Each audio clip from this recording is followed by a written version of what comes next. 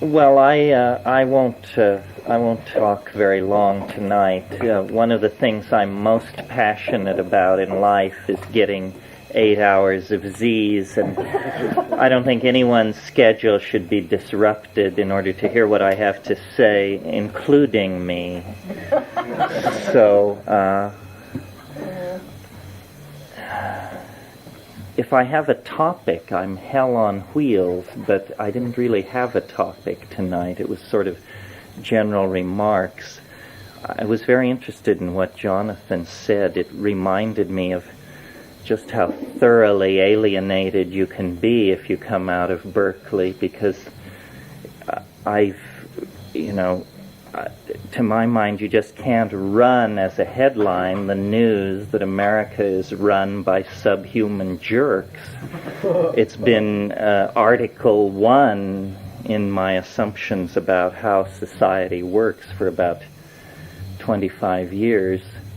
It is puzzling, though, because since 1982, I've been advocating 5 grams in silent darkness, heroic doses, so forth and so on.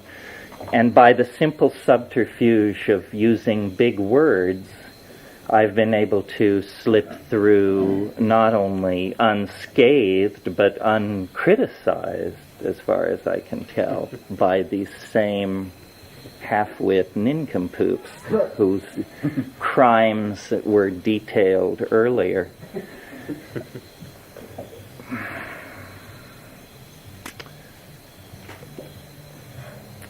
My notion of how all this works is not different in conclusion, but different in approach, I think, because I always tend to try and go for the big picture.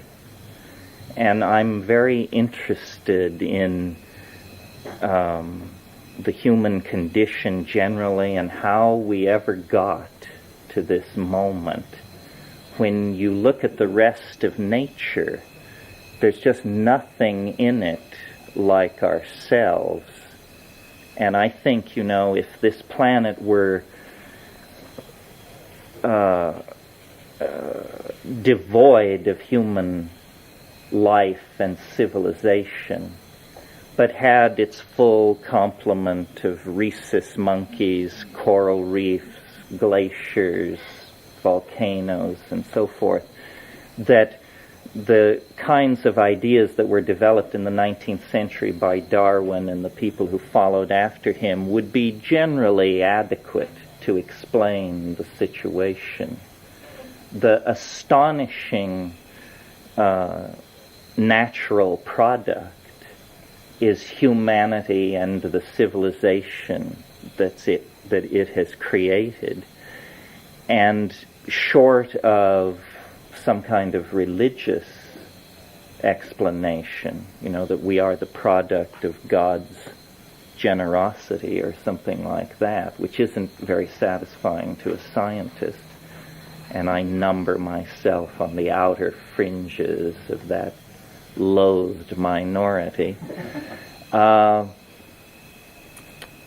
The human experience represents something entirely different, and so to explain ourselves, we have to reach for some kind of an extraordinary explanation, not only to explain, our poetry and our soaring cathedrals and so forth, but also the way in which we shame the animal kingdom by our cruelty, our brutality to one another, our perfection of forms of lethal behavior that are on a scale unimaginable in the animal world.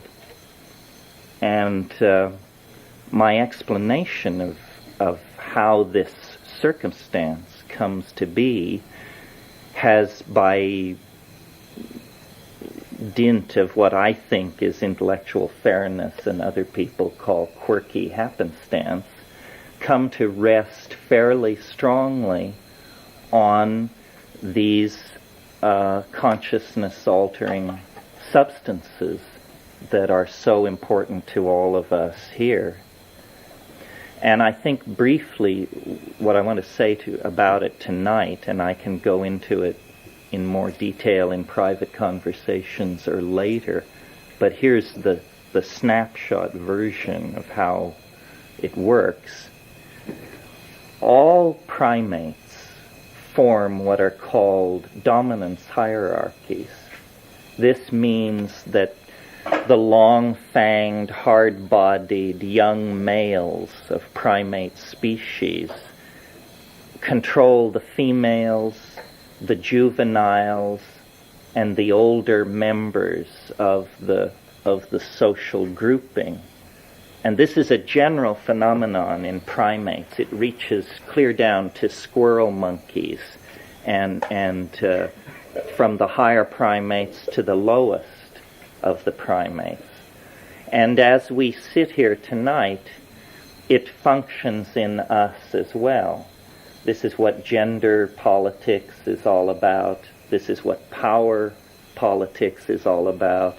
This is what racism can be traced to, and so forth. So, and yet, somehow, at some point in time, there was a temporary suspension of this tendency in our species. It's a behavior. It's not an organ. It's not scripted into our physiology. It's simply a behavior, like language, which is also a behavior, and a behavior which makes a tremendous symmetry break with the rest of nature. And I think that in order to explain the presence of language and the presence of our complexity, we're going to have to hypothesize an unusual set of circumstances acting only in our species as far as we can tell. Now, it's known that alkaloids generally, in low doses, have the peculiar quality of increasing visual acuity.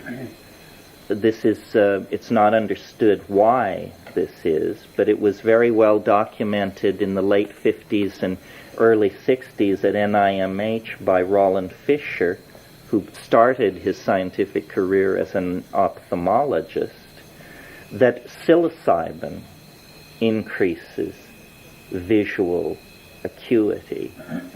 And I think that the centrality of the phenomenon of addiction in human beings is a clue to our origins, or the origins of what we call humanness.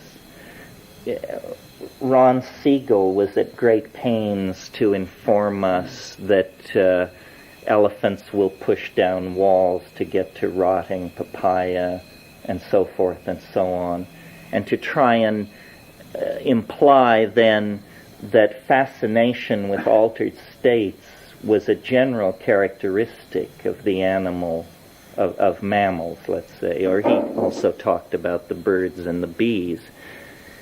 That's true to a degree, but in a way it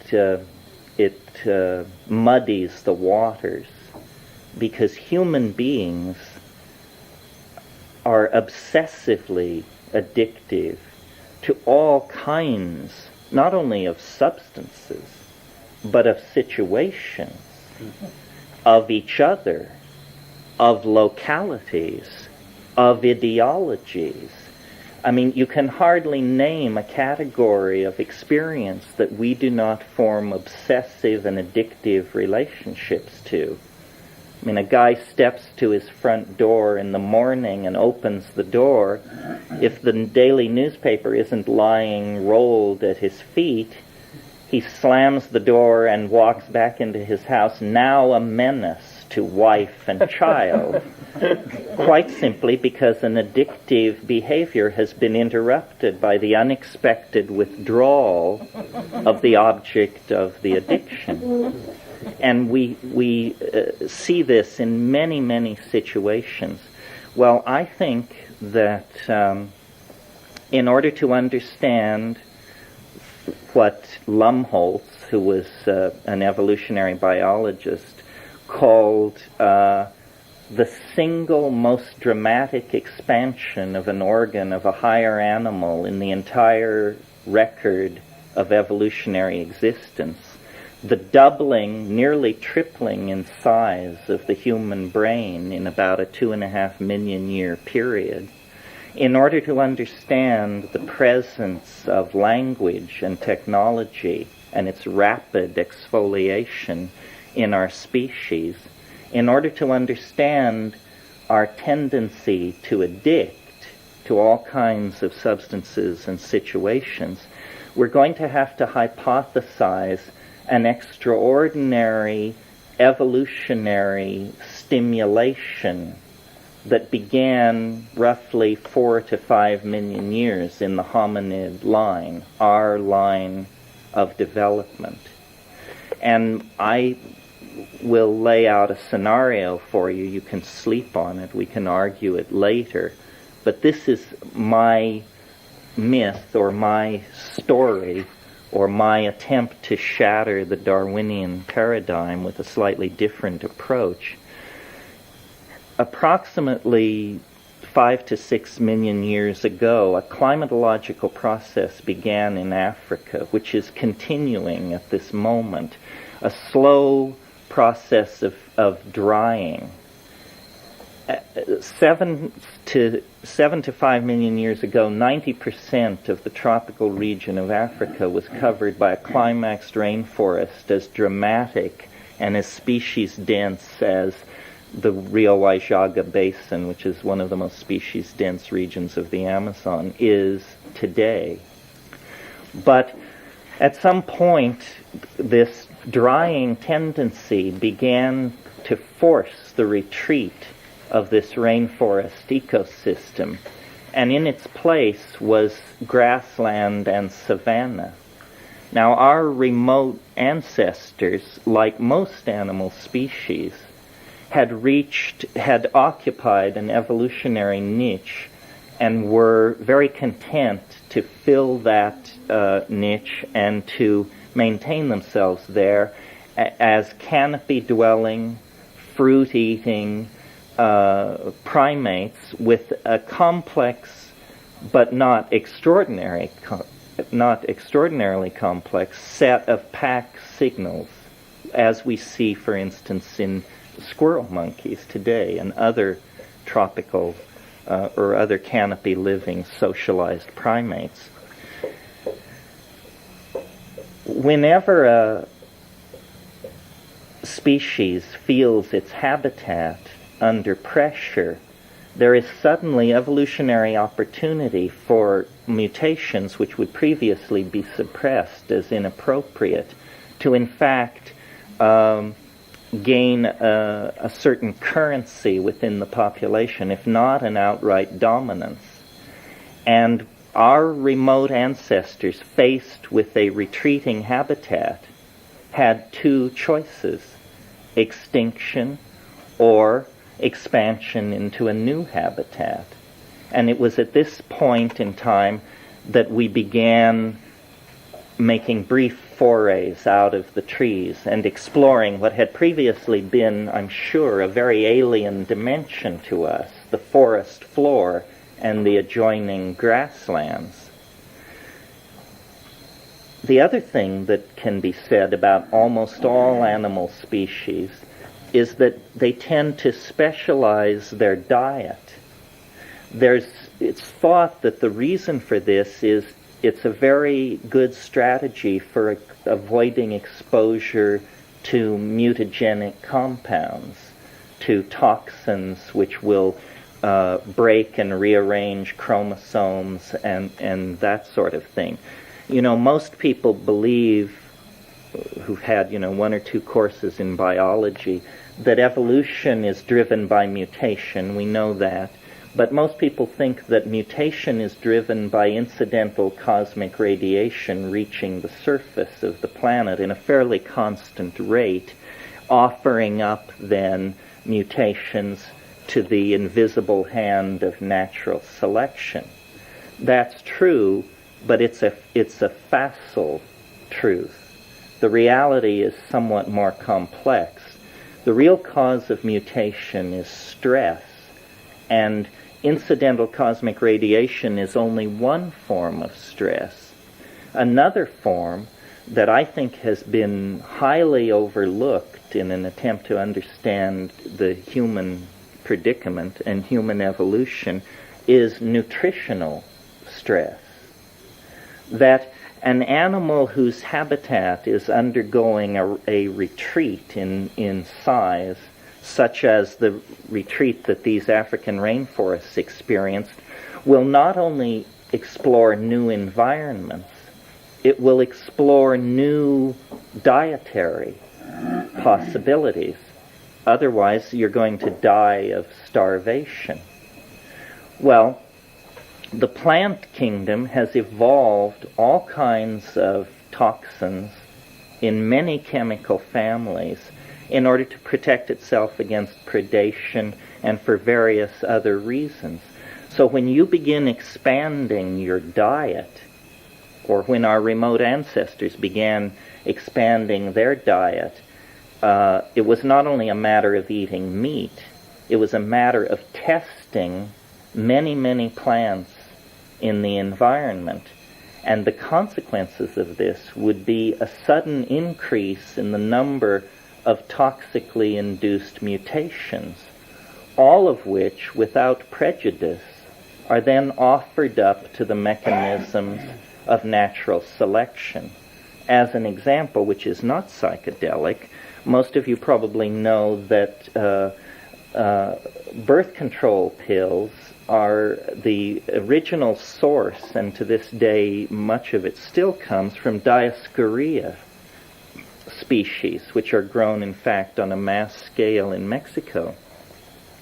Well, sweet potatoes are a very close relative of these Dioscorea vines, and sweet potatoes throughout the warm tropics are a major component of the diets of many human groups. Well, you don't have to be a rocket scientist to imagine the consequences of a troop of primates chowing down on a patch of Dioscorea vines that are extremely heavy in compounds which affect ovulation, the estrus cycle, so forth and so on. I mean, basically genetic chaos would break out in that kind of a situation. And such situations probably occurred thousands of times over the course of several million years. That's a spectacular example and a fairly destructive one. I doubt that very much of evolutionary use to the human species arose out of interrupting ovulation and screwing with lactation cycles and this sort of thing through sampling of toxic plants. But at the same time, by chance or divine synchronicity, at the very moment that our remote primate ancestors were beginning to explore the spreading grassland environment in Africa, so too was evolving in that environment a number of ungulate mammals that are the remote ancestors of today's cattle. Bos primitivigensis, the proto-ancestor of Bos indicus, was one of these animals. And I'm sure I don't have to tell an audience like this that the manure of these ungulate, multiply stomached animals is one of the preferred environments for a number of psilocybin-containing species of Basidiomycetes, mushrooms. So that there's very little doubt that our remote proto-human ancestors would have encountered in the quest for an expanded diet, along with poisonous legumes and all kinds of other toxic plants, they would have encountered psilocybin-containing mushrooms in their search for a new dietary equilibrium. And I maintain that psilocybin has characteristics which uniquely set it up for the compound which may well have worked the changes on an advanced bipedal monkey with binocular vision and a complex pack signaling set of pseudo-linguistic programs that would lead directly into the development of a species like ourselves. It goes like this. First of all, I mentioned the visual acuity thing. Our remote ancestors were omnivorous. This was one of the changes that went on. They were willing to accept not only insect protein, not only small birds, which may have been eaten for a long time in the canopies, but they were into running down small mammals and eating them. Well, it doesn't take a great deal of imagination to see that if there is a plant in the environment of an animal that lives by predation, and that plant will confer increased visual acuity, then those individual members of that species that will accept that plant into their diet will gain a slight advantage over other individuals of the species that are ignoring or treating this plant as though it were not a potential food item. Because visual acuity, it's essentially, the psilocybin was acting as chemical binoculars for these early hunting primates. Better eyesight means more successful hunts, which means more kills, which means more protein available to your offspring, which means a rapid outbreeding of those animals that will not accept this item in the diet. So that's the first stage of what I want to propose to you as a hypothetical three-stage process that would lead into the evolution of creatures like ourselves. It isn't dramatic. The next stage, however, is somewhat more dramatic. It is that psilocybin, like most psychedelics, is what's called a CNS stimulant, central nervous system stimulant. Stimulation is characterized by what's technically referred to as arousal. We all know what arousal feels like. It's how you feel after 2 double cappuccinos. It's, an inability to sit still, a restless moving of your attention through the environment.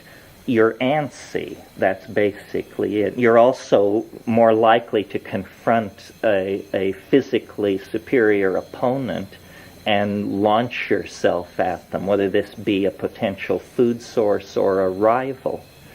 It also, in highly sexed animals like primates, arousal means sexual arousal, erection in the male. And under the influence of psilocybin in this early proto-human environment, this would have led to what anthropologists delicately call more successful instances of copulation. That means sexual encounters which lead to impregnation of the female. So here's a second factor besides more success at obtaining protein, a second factor which would tend to promote the outbreeding of the non-psilocybin using members of the tribe.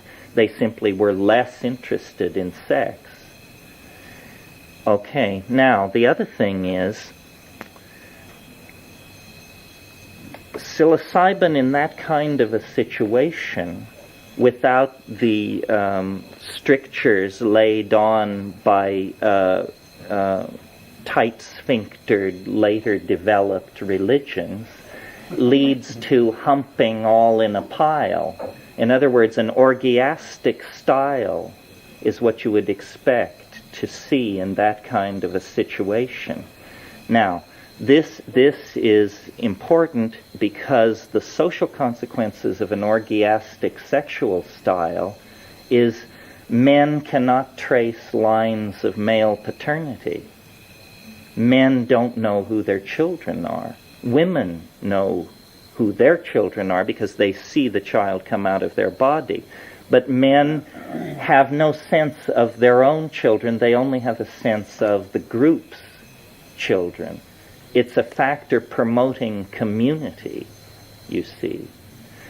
And at higher levels, and this is, I would argue, probably a unique characteristic of the psychoactive tryptamines, they promote pseudo-linguistic activity like glossolalia, bursts of linguistic-like vocalizations would have been common in these proto-hominid ancestors because they already had a complex pack control audio signal system that existed in the canopy.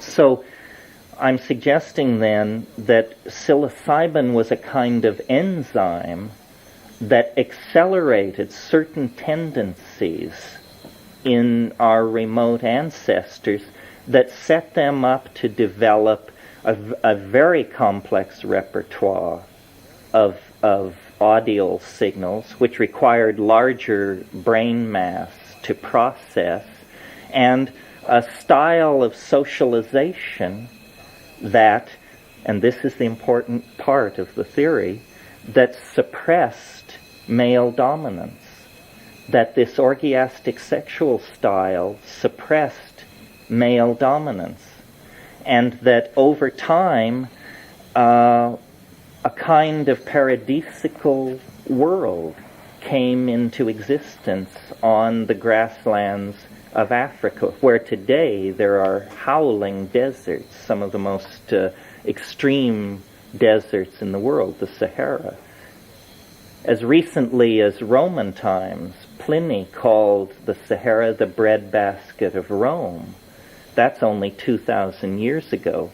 7,000 years ago, it was a grassland cut by many streams with wet uplands and rain-shadowed mountains, and a nomadic population of human beings that over time they started out traveling and following along behind these herds of ungulate mammals, probably living off lion kills by larger predators.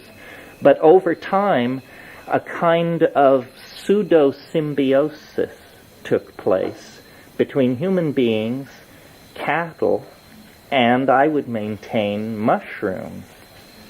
And the style of life was nomadic, orgiastic, communal, and dynamically in balance with the rest of nature. Now that's as much as I would say to a straight evolutionary biologist. But to you, I say, there was one other factor here, which is that at this high dose, higher than the dose that would make orgiastic activity possible, but a dose which makes sex unthinkable, where you're just nailed to the ground around the campfire, unable to move, at that dose, there is a connection into the gestalt totality of nature, which I call the Gaian mind. I don't think it's a religious hypothesis. I don't think it's a theological construct. I think it's a biological reality. It's the unity of nature. It's the seamless totality of meaning that we have completely lost touch with, we 20th century civilization, and it's our lack of connection to this Gaian totality that permits us to participate in the murder of the planet. We are emotionally dead to what we are doing. If we could feel for a single moment the true nature of our circumstance, everyone would be an ecologist. Everyone would be concerned about the fate of the rainforest. But we have put in place a set of institutions that deliberately mask and suppress our connection into the Gaian mind because it would be so painful for us. 15,000 to 25,000 years ago on the plains of Africa, I think the human-nature relationship existed in a wonderful dynamic balance that brought no disgrace to anyone. Well, so then the question becomes, so if it was so wonderful, what happened to it? Well, the answer is the very forces which created it destroyed it. They were forces of climatological change. Where there had been rainforest and then grassland, there came desert. And the spread of the desert meant the retraction of the habitat of the mushroom. And when the mushroom became scarce, so that it could no longer, these orgiastic get-togethers could no longer take place at every new and full moon as they had for perhaps 100,000 years, when that was no longer possible, the behavior, the tendency toward male dominance, which had been chemically, pharmacologically suppressed by psilocybin, it had never been gotten rid of. It was there all the time. And when the mushrooms receded, it must have been like hell on earth. It must have been somewhat like what we are experiencing in the 20th century. It must have been an experience of people becoming brutal, animal-like, capable of mass murder. People became, suddenly males became aware of male paternity, of turf battles, of classes, and all of this happened right at the moment that agriculture was born. Agriculture, I think, was the great bad trip in terms of human development, because what agriculture did was it ended nomadism, because agriculture requires a sedentary lifestyle. Agriculture as a strategy for food production is horrifyingly efficient, because what you do is you immediately produce surplus.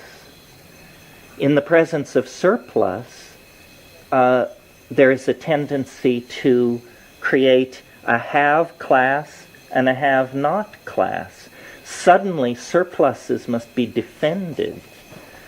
In the world of 10,000 BC, the most advanced structure on this planet was the grain tower at Jericho. It was a storage tower for grain, and it was constructed so that you could carry rocks on your back up to the top of it in order to drop them on other human beings who were trying to lay siege to your grain supply. So, put very simply, psilocybin, for the period when it was plentiful and in frequent use, suppressed ego, suppressed the sense of unique or individual identity, and substituted for it a kind of extended communal sensibility.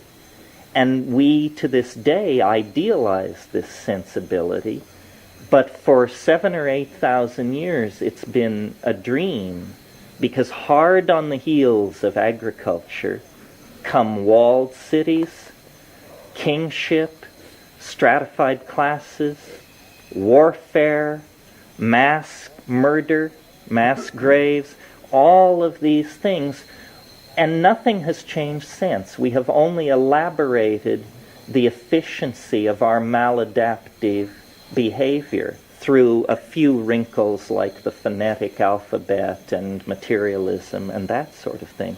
Well, what's the point of this? Simply that now we are in the terminal phase of this maladaptive mutation.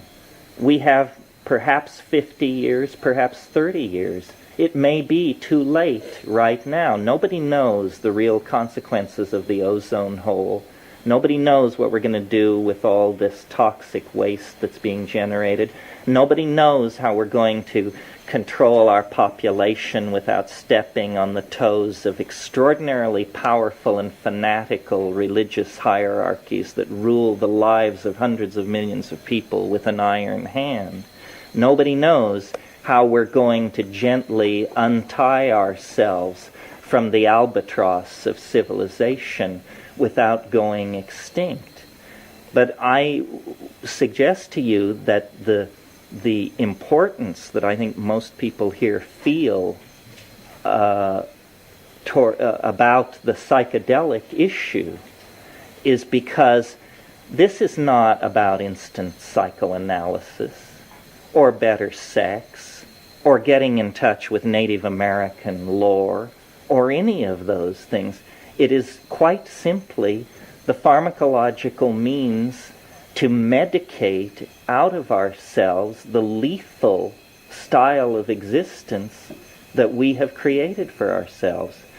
As straight a person as Arthur Koestler, certainly no stoner, suggested in a book called The Ghost in the Machine that we are evolutionarily so hardwired for murder that the only way we will ever be able to create a caring civilization is through pharmacological intervention on these ancient reflexes.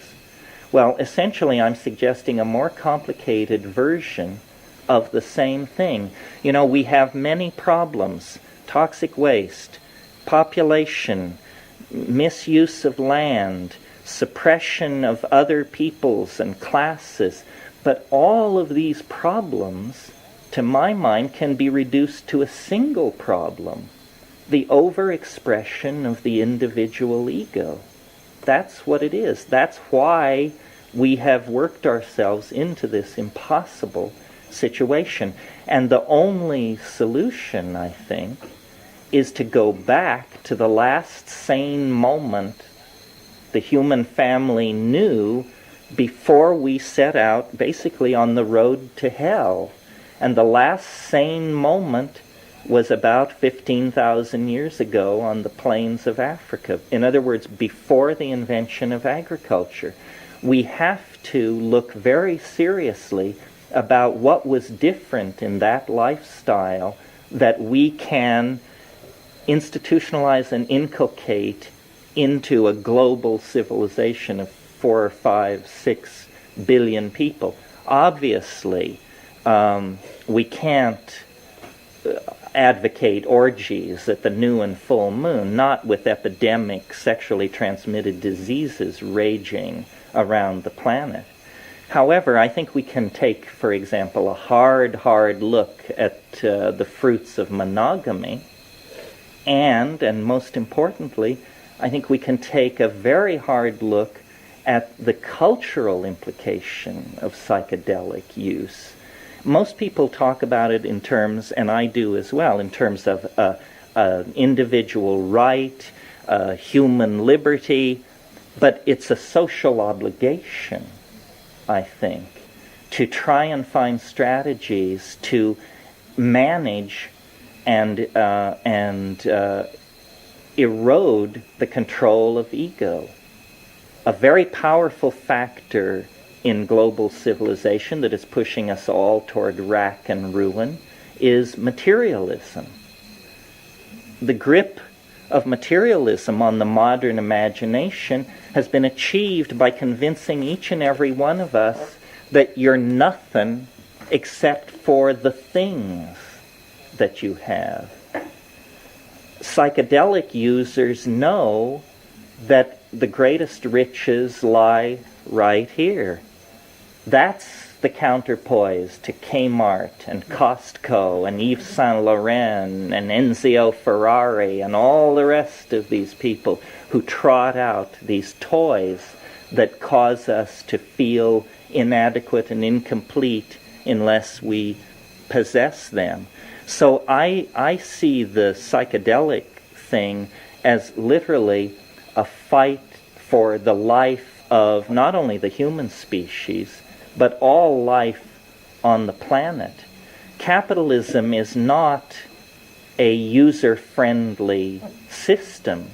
Capitalism will continue to extract metals and cut down forests and enslave third world populations until there is nothing left to cut down and nothing left to dig up. The psychedelic issue, it's always been such a puzzle to me why they attack it with such invidious fury, the institutions that seek to suppress it, because it's not like hard drug addiction. It's very, very manageable and mild in its effects on society, unless there is a kind of unconscious realization that the entire society is pinned together by a cult of ego, and that the psychedelics somehow erode and call into question this cult of ego. And so what I would leave you with tonight is simply the idea that I don't see us as involved in some kind of minor civil liberties issue where we are adjusting our right to experience yet more pleasures or more insight for our own self-satisfaction or aggrandizement. But very simply, we have to choose between this archaic, shamanic, non-materialistic, magical, female-oriented, Gaian lifestyle, or we choose death for ourselves, our children, the rainforests, the oceans, everything.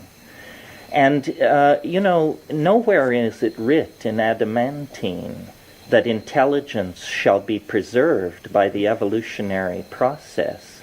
95% of all species that have ever existed on this planet are now extinct. You can see them, the hecadonts, the plesiosaurs, the great sauropods. All of these creatures are now simply locations in various shales and the stratigraphy of the geology of the planet. And it's, I think, incumbent upon anybody who feels any portion of this message to take a stand. It's not a stand for human liberty. It's not a stand for something as Western and recently invented as intellectual freedom or something like that. It's literally the life of all life on the planet depends on how we human beings come to terms with this maladaptive situation. Because you see, during the period when we were under the aegis of the great goddess and communicating with her through her sacred plants, that's when we invented community, loyalty, self-sacrifice, ethics, a sense of moral justice. It wasn't developed at Ur or Sumer or Babylon. I mean, those places outrage a sense of moral justice. It was developed in the archaic, shamanic, nomadic, Gaian phase. And our nostalgia for that, it should be honored. It isn't an illusion of the human mind, as some historians have wanted to suggest, to believe that older is better. It is, in fact, an authentic memory of the last sane moment that we ever knew. And, you know, you can commit suicide if you like, but making that decision for your children and their children and the children of all the other species on the planet is a crime for which there isn't even a name. So appalling is its magnitude. So that's really all I want to say. I mean, I could, you know, pound the pulpit and claw the air, but I think that this is the single most important issue at large in the world today, and people such as ourselves who by good fortune and chance and synchronicity find ourselves on the fringes of this issue, or if agreeing in any small part with what I've said here this evening, there's a moral obligation to put this out in the marketplace of ideas. Millions of people, billions of people need the calming assurance that comes from experientially verifying the existence beyond the grave. And I think that at the end of history, this is what will happen, that very shortly the instability built into the system is going to transform material existence beyond all imagining. The culture, the global civilization is dying. There are too many problems. They're accumulating. You have to be blind to not realize that this is really, in fact, the end of the road, and that it is, you know, the ozone hole, the toxic pollution, the toxification of the ocean. We can't pretend that these things are easily reversed by simply recycling or something like that. No, instead of this clutching to keep it all like it is and say, oh, no, no, please, no future, please, no future, we have to say, okay, deep breath. It's like that first wave of psilocybin when you feel it sweep over you, or ayahuasca, and you realize, you know, my God, here it comes, I've done it this time. Well, we've done it this time, folks. We have been planning human mass suicide for 15,000 years. Not a moment was not dedicated to this goal, and now it's upon us. And it's a cause for great rejoicing. We will go off into hyperspace. The planet will heave an enormous sigh of relief. And if it can come back from an asteroid impact that leaves nothing larger than a chicken standing around, then I dare say in 50, 60,000 years, you know, the glaciers will run, the jungles will restabilize, the ocean will cleanse itself, and as the I Ching says, no blame, no blame. The metaphor that we have to keep in front of ourselves, you know, you all know the cliche, ontogeny recapitulates phylogeny, right? Do we all understand what this means? No. It means it's something that embryologists in the 19th century created, and I think it's fairly profound. It's that a fetus, a human fetus, recapitulates the entire history of evolution on this planet. It begins as a tiny one-celled organism, it becomes a fish, it becomes a reptile, it becomes a mammal, it becomes a human being, but the part of the recapitulation of phylogeny that we've ignored is extinction. For 1,000,000 years, we have been afloat in the gentling amniotic ocean of the planetary environment. Imagine the fetal crisis of birth. You exist as a fetus inside your mother. Food is delivered through the umbilical cord, oxygen delivered the same way, endless space, weightlessness, the dream. paradise. All needs are met. And then something begins to go wrong. The walls close in. And you begin to be propelled into the birth canal. Strangulation. Death. The fetus must know at that moment incredible fear. Everything is going to be destroyed. The world is ending. Yet, how could the fetus at that moment imagine Hieronymus Bosch, or nuclear physics, or global politics, or starflight, or any of these things? We are now in the birth canal of a new ontological order of human existence, and the walls are closing in. There's no going back. The amniotic ocean, the unpolluted, endless frontier of a game-rich planet, forget it. We've been in the birth canal for 10, 15,000 years, and now we're approaching transition, the most violent part of the birthing process. And all you can do is scream unless you have some superordinate knowledge of what is going on. The shamans in the rainforest, shamans among us, and as a goal for each of us, must act as the midwives to a new order of existence. There's no going back. We've burnt this scene to the ground. And the womb is stretched, the womb is traumatized, but it can recover. But the child and the mother must be parted. Again, the metaphor of pregnancy. If a pregnancy is somehow if the birth is not smooth, if the child is not parted from the mother, toxemia sets in. And then you have a real crisis. The life of the mother, the life of the child, everything is in danger. This is the real problem. I don't think we've reached that place yet. I think that we'll go fairly smoothly into hyperspace, but I think the emergence in the last 20 years of masses of human beings taking psychedelics, masses of human beings talking about getting in touch with the spirit, talking about a new shamanism, an archaic revival, this means we are very, very close to seeing the light at the end of the tunnel.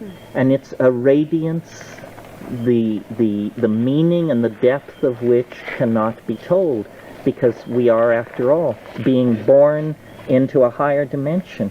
But if we believe in the dynamics of nature, if we believe in the rightness of being, then there should be no anxiety. There should be no alarm. This is what psychotherapy and shamanism and all these things exist for, is to spread the truth about the situation so that we don't clutch and we don't hold on and spread panic and hysteria. And that's what I've learned from psychedelics. To get to the spirit, I can't see for myself. I can't see bypassing the heart. But anyway. Well, don't you think that the collapse of everything familiar is going to open our hearts? I mean, look at what AIDS has done. Look at what the information we have about the rainforest, or the pictures of Somalia. I mean, the most open-hearted of us open first. But before this is over, every one of us will probably bury the dead and walk through, hell. And it will open the heart. It can't fail to open the heart. I mean, when a friend dies in your arms, maybe the first time it doesn't work, but the second, the third, the fourth, we are going to get it sooner or later. And it's bigger than all of us. It's just so big. And it's always been there in miniature in the phenomenon of our own death. But we don't look at that. But, if you will contemplate your own death, your heart will open. I mean, the truth that I've learned from psychedelics, to put it into bumper sticker form, if that's the way to think of it, is this is the hardest truth there is. This is the distillation of 50,000 years of nomadic hunting and orgies around the campfire and rockets to the moon and the whole thing. It can be summed up in a single phrase. Nothing lasts. Nothing lasts. Everything is changing into something else. Heraclitus said this. He said, Panta rea, all flows. We flow into this world, we inhabit it, and we move on. Nothing lasts. Not your career, not your fortune, and finally not even your own sweet self. Everything is replaced. And if we can open ourselves to this by the heart, by the mind, I mean, there's all ways, then we will find the dignity to, and this is not about being born in the generation at the end of the world. This is something that would have worked at every moment in history. After all, Heraclitus lived 2,500 years ago. This is the truth of true maturity. Nothing lasts. I mean, every time I take a trip or eat a fine meal or make love or visit an art gallery, I feel the transience of it, and that enriches it. That's the heart dimension, is the poignancy of knowing that this too shall pass. This too shall pass. You know, the earliest piece of poetry in English is called Deor's Lament, and it begins, 9 winters we Elftheow held Marenglenberg. That now is gone, this too shall pass. It was a song sung by a poet to a king somewhere in France in the 10th century or something like that. Everything is in transition, and the material body resists this truth, because the material body understands that if it passes, then it will be replaced by something which it can't imagine, and that triggers an anxiousness.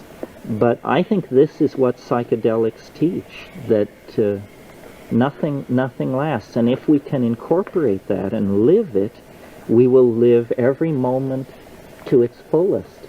People who are HIV positive, they get to walk around with the knowledge that nothing lasts, and in a way they are privileged, because after all, any one of us could be bitten by a snake today and die, or have a tree fall on us, or be run over by a bus.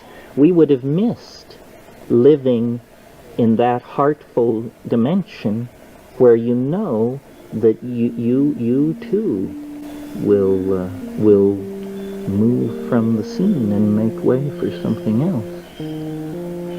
William Blake said, nothing is lost. Nothing is lost, and I really believe that. I think we only move on. But William Blake, you know, this isn't the opposite thought, but it's an adumbration of it. He said, what is the price of experience? Is it bought for a song or sold for a dance in the street? No, it is purchased with all that a man hath, his children, his wife, his home, and that's the truth of it.